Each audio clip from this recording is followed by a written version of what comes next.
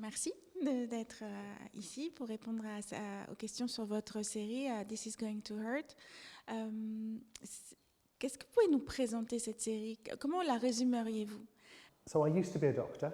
I worked on labour wards for 6 or 7 years, and all the time I was working there, I wrote diaries.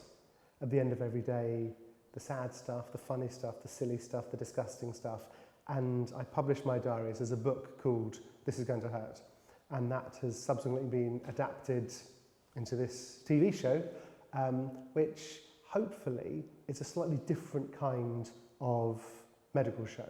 It sits somewhere between comedy and drama. At times, hopefully it's funny.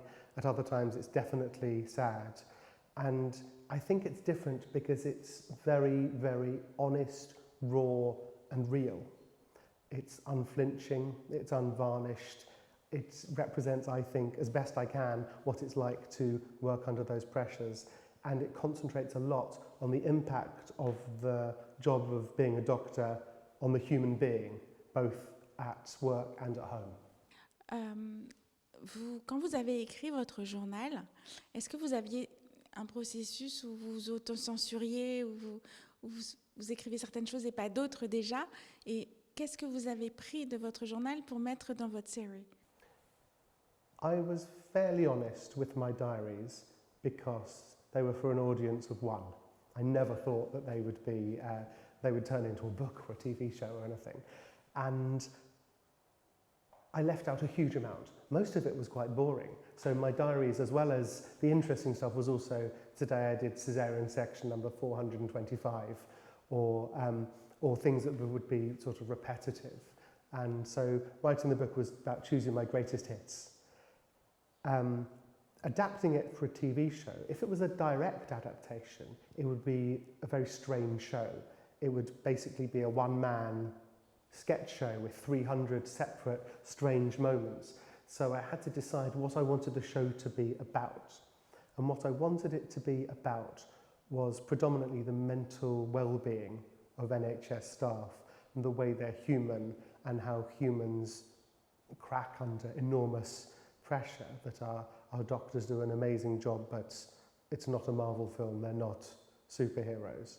And so I zoomed into a particular moment in the book where I both had people senior to me and people junior to me, and when I was potentially in a moment of maximum stress. And I took diary entries from that time, but so I didn't go to prison. I had to change all the patient's details, of course, for confidentiality, and I also changed details of my family and my friends and my partner so that I'm not totally excommunicated from everyone I know. En tant que médecin, vous avez un code éthique à respecter.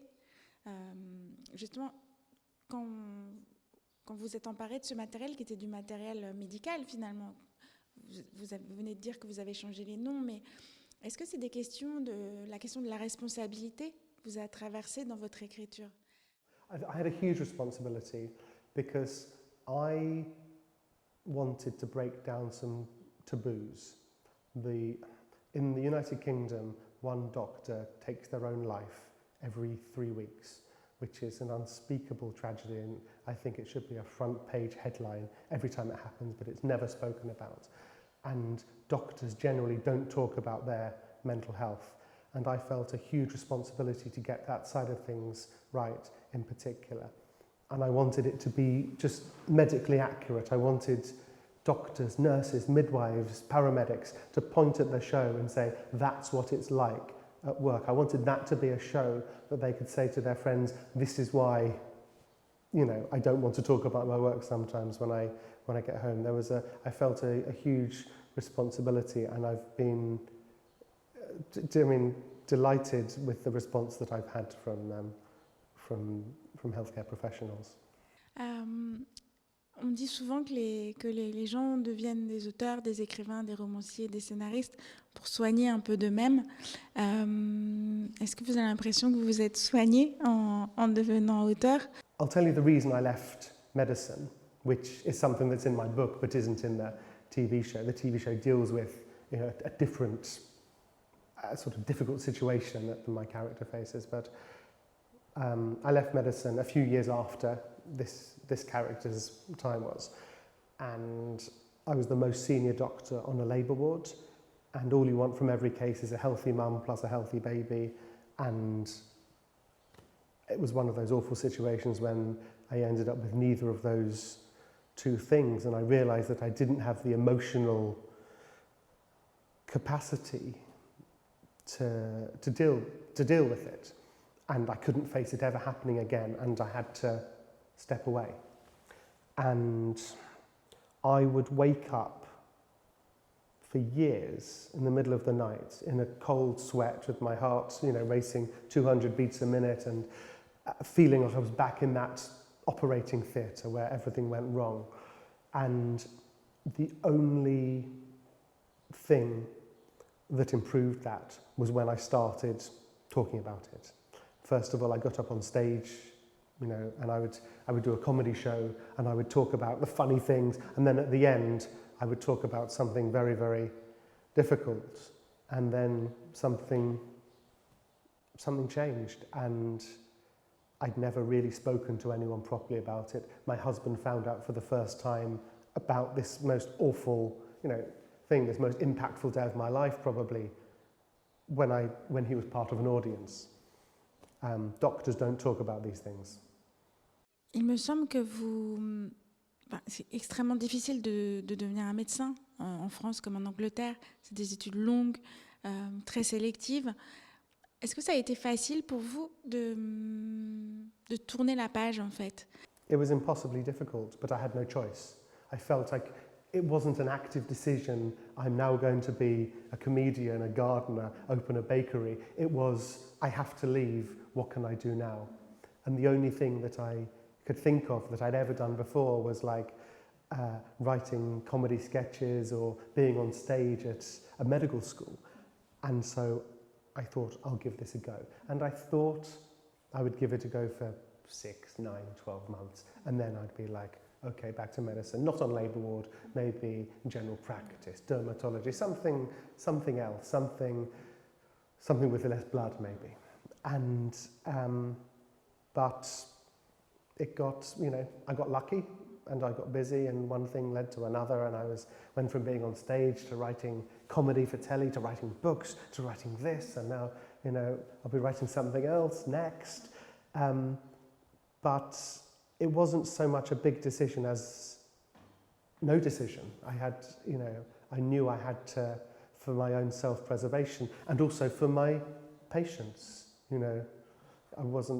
I wasn't, from the moment that happened, I wasn't a good doctor. I was suddenly far too cautious, and being too cautious is as bad as being not cautious enough. If you're on labour ward and you do too many cesarean sections on people who don't need, you're a bad doctor. That's not good. And I could feel that starting to happen, so I knew I had to step away, and I have huge guilt about it. You go into medicine to help people, that doesn't go away. Of course the arts have huge value, and you bring joy to people's lives or change people's lives in some way through the arts, but many steps removed from saving a baby's life on a labour ward. Est-ce que le fait d'avoir été médecin, en quoi ça fait de vous un scénariste ou un auteur spécifique? The most useful thing for my writing is the fact that I'm late on a deadline. I can stay up for 3 days and my body's like, okay, fine, he's doing that again. I think medicine gives you some degree of empathy and makes you think in a particular way. It very much changed me as a person, for better as well as for worse. But I think the interesting thing is, I was a jobbing writer working on this show and that show and the other show. But the first time that I saw anything approaching success was when I went back into medicine for the first time. As soon as I left, I didn't want to think about medicine. I wouldn't tell people I used to be a doctor. I was just a writer. You want me on your show? Okay, I'll write an episode, I'll write some jokes, I'll do this.